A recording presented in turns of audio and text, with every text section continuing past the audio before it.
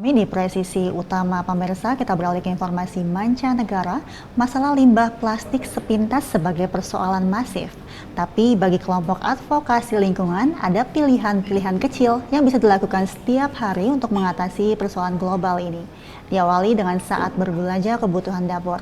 Dan berikut laporan Nova Perwadi dari VOA. Memenuhi kebutuhan dapur di supermarket dan ikut menjaga kelestarian lingkungan hidup menjadi tantangan tersendiri di era modern. A trip to any American supermarket is a little bit of a plastics disaster, but there are steps we can take as individuals to reduce plastic. It takes a little bit of thought. And it's hard, and don't be hard on yourself. You are going to purchase some plastic when you go shopping. Judith Eng adalah mantan regulator dari Badan Perlindungan Lingkungan AS atau EPA yang kini memimpin organisasi advokasi lingkungan Beyond Plastics. Menurutnya konsumen bisa mengurangi dampak lingkungan belanja sehari-hari dengan membuat pilihan-pilihan kecil tapi penting. We eat a lot of peanut butter in our house, and so I look for glass jars rather than plastic jars. We bought some oranges that I put in my reusable bag, my produce bag. When I purchase fish, I ask them not to put it in a plastic bag, but just wrap it regularly in paper. It's really convenient to have those little pre-cut carrots, but I like to buy carrots with no packaging, and you just wash them and cut them up yourself, and they actually taste much fresher and are cheaper. Menurut pantauan PBB, setiap tahunnya manusia di seluruh dunia menghasilkan sekitar 400 juta ton limbah plastik. Limbah ini begitu tak mudah terurai seperti halnya bahan organik sehingga menjadi polutan di laut maupun daratan.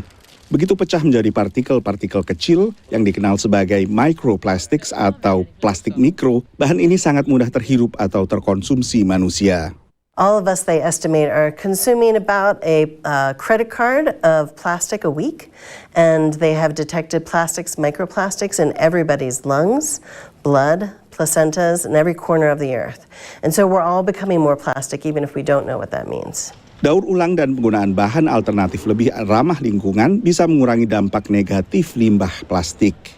In a generation, we became quickly used to plastics, and I think in another generation, we could decide that's not actually worthwhile. Or we at least become more discriminating in how we use them. And so that we'll think about when do we really still rely on them, and they're very important, and we can't think of an easy substitute. Pembatasan plastik terutama untuk tas belanjaan digulirkan dunia usaha dan Pemda di Amerika sejak awal tahun 2000-an. Hanya sedikit negara bagian di Amerika Serikat yang sama sekali melarang penggunaan tas plastik untuk belanjaan. Sementara sebagian negara bagian, termasuk juga daerah khusus ibu kota Washington DC, memberlakukan tarif untuk masing-masing tas yang dipakai, sehingga membiasakan orang untuk membawa sendiri tasnya dari rumah. Dari Washington DC, saya Nova Purwadi dan tim VOA. Pemirsa, tetaplah bersama kami, Presisi Utama akan segera kembali.